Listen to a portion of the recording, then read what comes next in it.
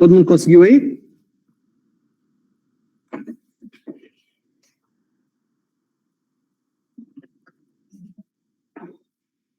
Pronto?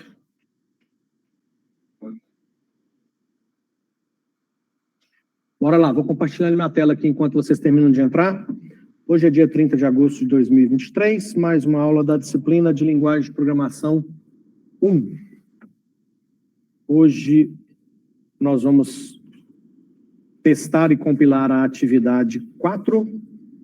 Deixa eu mostrar para vocês a atividade 4 aqui.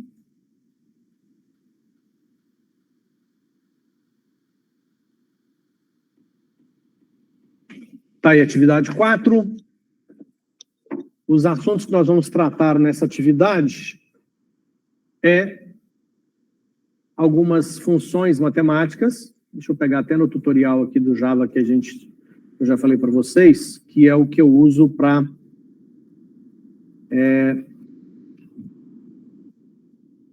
preparar essas atividades que eu mostro para vocês. Então, nós temos aqui uma classe Java para funções matemáticas. Uma classe Java, ela já é uma classe nativa. Vocês vão entender isso que eu estou falando mais para frente? Deixa eu dar uma traduzida aqui para a gente olhar. O Java possui essa classe math, que possui vários métodos que permitem realizar tarefas matemáticas em números.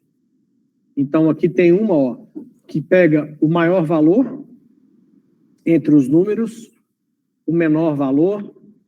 Essa aqui calcula a raiz quadrada, e isso aqui não é matemática, é que eu mandei traduzir a página, ele traduziu o nome da classe também, que é essa aqui que é a classe. Tem essa aqui que pega o valor absoluto. Então, se você tem retorna o valor absoluto positivo de um valor, né? Então, aqui ele vai pegar o valor sem o sinal. Essa aqui gera um número aleatório.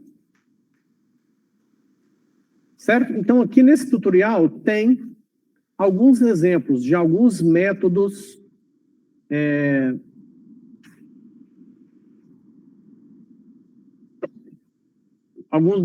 dessa classe matemática, tá?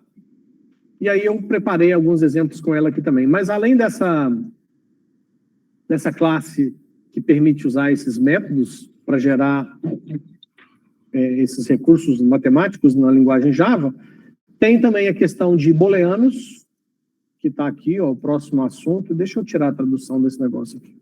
Deixa eu fechar isso aqui, abrir de novo.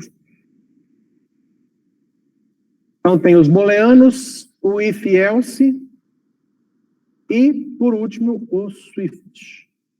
Esse aqui. Então, foram os tópicos que nós vamos abordar nessa atividade 4 com esses códigos. Então, vamos lá, deixa eu mostrar para vocês aqui, direto do código-fonte.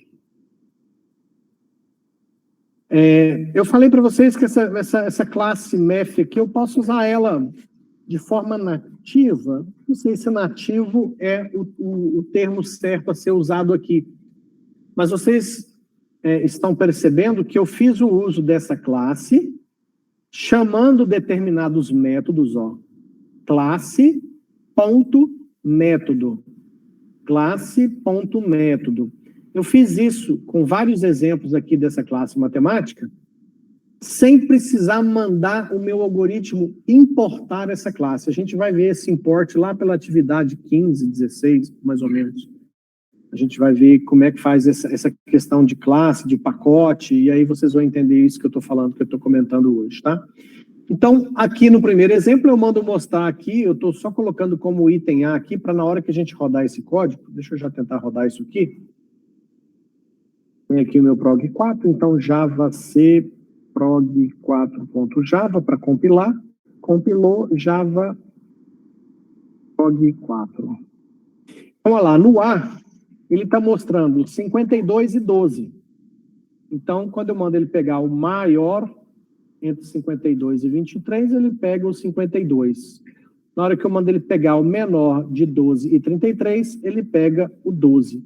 por isso que ele mostrou aqui o 52 e o 12. Esse tipo de coisa que eu estou fazendo aqui seria legal vocês fazerem também. Quando vocês compilarem e rodarem o código, dá uma olhada no que está sendo mostrado para você entender melhor o que está escrito naquela linha do algoritmo. No item B aqui, ó, ele mostra a raiz quadrada de 64 e depois o valor absoluto de 4,7. Deixa eu dar uma juntada nisso aqui e botar isso aqui mais para cima. Então, a raiz quadrada de 64 é 8, e o valor absoluto de menos 4,7 é 4,7. Então, essa função ABS, ela despreza o sinal daquele número. Na letra C, ele manda gerar um número aleatório. Então, o número aleatório gerado foi 0, esse monte de dígito aí, ó, 5, 4, 2, 7, 68, 24, etc. Cada vez que eu rodo, ele gera um número aleatório diferente. Agora ele gerou isso, ó, 0, 20, 33, 14, 82, etc. E aqui no meu número aleatório, isso aqui é no item C, né? Depois, na sequência do meu algoritmo, eu também vou gerar um número aleatório. Veja que eu já estou fazendo um cast aqui, ó, que nós já aprendemos, já estudamos isso, né? Eu gero um número aleatório multiplicando por 101 e depois transformo ele para int para colocar nessa variável. E depois eu mando mostrar essa variável número aleatório. Então perceba que agora o meu número aleatório aqui na letra D é 64. 64. Então, com essa estratégia aqui, eu gero um número aleatório entre 0 e 100.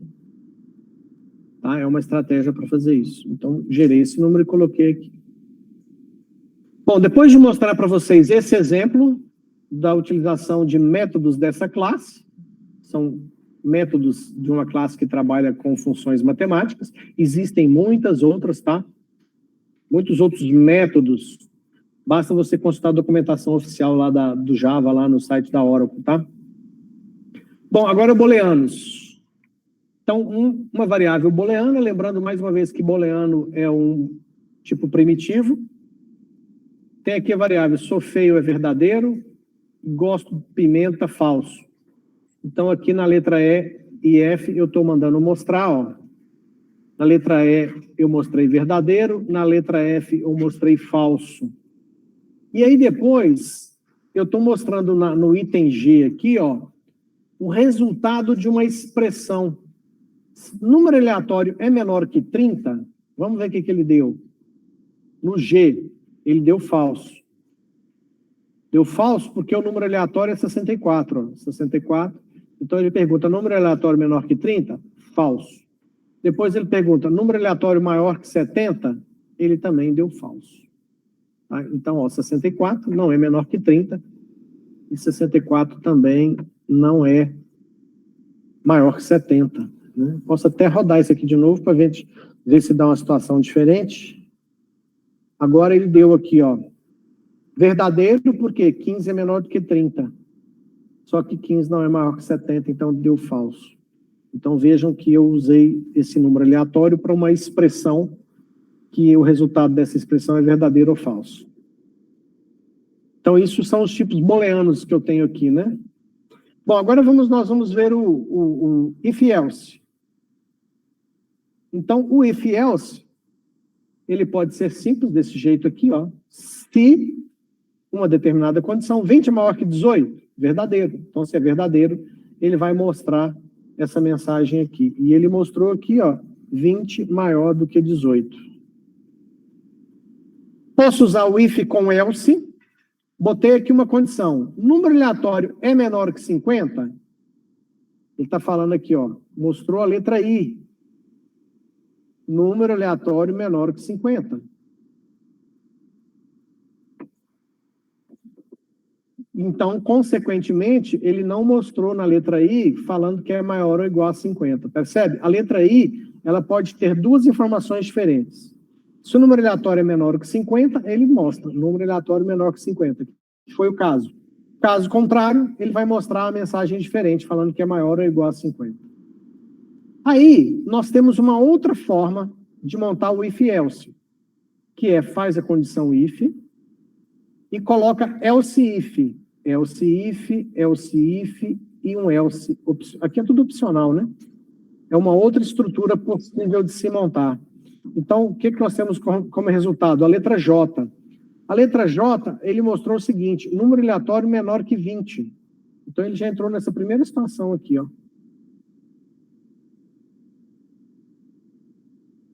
Poderia estar se é menor que 40, se é menor que 60, se é menor que 80, ou então, caso contrário, ele entraria nessa situação aqui. Vou executar de novo para ver se muda a letra J.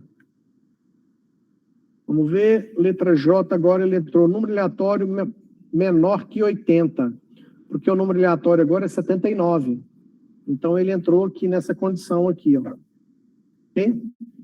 Então, isso aqui é para mostrar para vocês que quando eu trabalho com if e else, eu tenho várias possibilidades. Essa é uma de um simples if. Essa é a que eu mais uso. Quando eu vou construir um algoritmo, eu sempre penso que uma pergunta sempre terá o seu lado contrário. Então, se eu pergunto, funcionário ganha mais de 5 mil? Isso pode ser verdadeiro e isso pode ser falso. Se é falso, eu sempre tento ver se há algo a ser construído nesse algoritmo para aquela situação diferenciada. Mas ainda existe essa outra possibilidade, que você pode testar várias situações. E aí você põe else if, else if, else if e vai pondo as condições, tá? Aqui eu criei uma variável frase, que na realidade é uma instância da classe string, né? Frase é uma instância da classe string, que recebe, olha que interessante aqui, ó. Eu tenho uma condição. Se essa condição for verdadeira, ele atribui à frase isso. Se essa condição for falsa, ele atribui a essa frase essa outra mensagem. E depois, ele mostra no K qual é o número aleatório e a frase.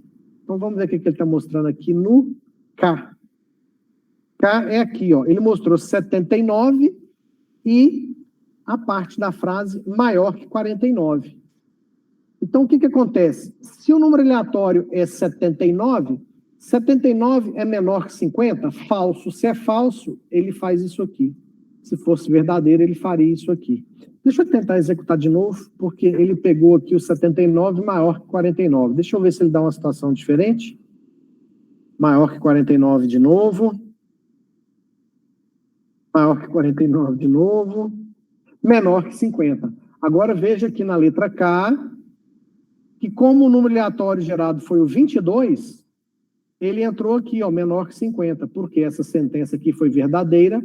Como essa sentença foi verdadeira, o menor que 50 foi atribuído para a frase, que é o que está sendo mostrado aqui. Certo? Por último, eu tenho uma situação onde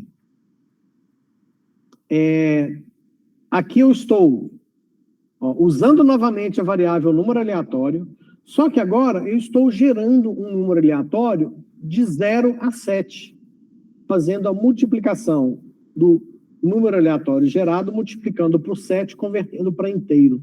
Então, esse número aleatório aqui vai ser um número entre 0 e 7. E aí eu testo todas as possibilidades. E se esse número aleatório for 1? Se esse número aleatório for 2? Se for 3, 4, 5, 6, 7? E se eventualmente der alguma coisa diferente entre 1 e 7, ele vai entrar aqui no desconhecido. Então, na execução aqui, ó, ele gerou o número aleatório 3 e mostrou terça-feira. Deixa eu testar mais algumas vezes. 2, segunda-feira. Perceba que ele vai gerando números aleatórios de 0 a 7 e vai mostrando, né? Mais uma vez. 5, quinta. Eu acho que a chance de eu achar um 0 aqui está difícil, né? 6, sexta. 0, desconhecido. Então, perceba que ainda pode acontecer o desconhecido aqui, quando esse número aleatório não for nem 1, nem 2, nem 3, nem 4, nem 5, nem 6, nem 7. Como o número aleatório sorteado é entre 0 e 7, quando cai o 0, ele fala que é desconhecido. Então, eu estou mostrando para vocês essa outra estrutura que eu tenho na linguagem Java, de pegar uma determinada variável e testar vários possíveis valores para ela, e para cada um desses possíveis valores eu posso construir aqui dentro um algoritmo com N linhas para tratar aquela situação específica. Ok? Alguma dúvida nessa atividade? Tranquilo? Então, Então, fechou. Vamos fazer um intervalinho de 10, 15 minutos e a gente já começa na próxima disciplina.